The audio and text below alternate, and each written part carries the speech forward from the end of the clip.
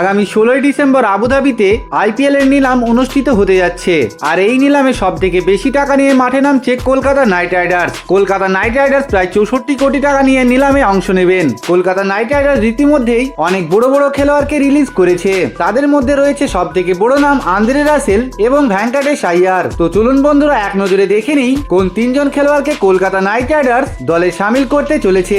যেহেতু কলকাতার কাছে টাকার কোনো অভাব নেই, সেহেতু যে কোনো মূল্যে এই তিনজন খেলোয়াড়কে দলে সামিল করবে কেকেআর। প্রথমেই যে খেলোয়াড় তিনি হচ্ছেন ক্যামেরন গ্রিন। ক্যামেরন গ্রিন একজন মিডিয়াম পেস অলরাউন্ডার। তার আইপিএল এ পারফরমেন্স ততটা ভালো না গেলেও ইন্টারন্যাশনাল ক্রিকেটের দুর্দান্ত পারফরমেন্স করে থাকেন। এমনিতে কলকাতা নাইট রাইডার্স এর কাছে সেরকম কোনো ফাস্ট বোলিং অলরাউন্ডার নেই, তাই কলকাতা যে কোনো মূল্যে ক্যামেরন গ্রিনের মতো খেলোয়াড়কে দলে সামিল করবে।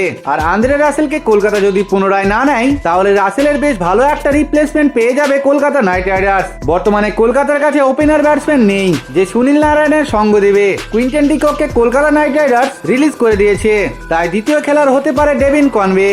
গত বছর আইপিএল এ ডেভিন কনওয়ে এর পারফরমেন্স খুব একটা ভালো ছিল না, কিন্তু প্রত্যেকবার আইপিএল এ ডেভিন কনওয়ে বেশ ভালো শুরু এনে দিয়েছে চেন্নাই সুপার কিংসকে। এবং তিনি নিউজিল্যান্ডের একজন ভরসাযোগ্য ওপেনার ব্যাটসম্যান, যিনি সুনীল নারায়ণের সঙ্গ দিয়ে কলকাতাকে ভালো শুরু এনে দিতে পারে।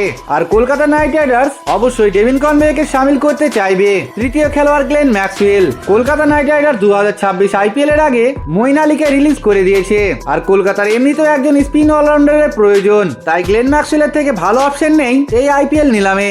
আর এমনিতেও গ্লেন ম্যাক্সওয়েল টি-20 ক্রিকেটের অন্যতম ব্যাটসম্যান। হয়তো তার আইপিএল এ পারফরমেন্স খুব একটা ভালো যায় না, তবে গ্লেন ম্যাক্সওয়েল জ্বলে উঠলে একাই যে কোনো ম্যাচের মোড় ঘুরিয়ে দিতে পারে। তো বন্ধুরা, আপনার মতে আর কোন খেলোয়াড় আছে যাকে কলকাতা নাইট রাইডার্স দলে সামিল করতে পারে?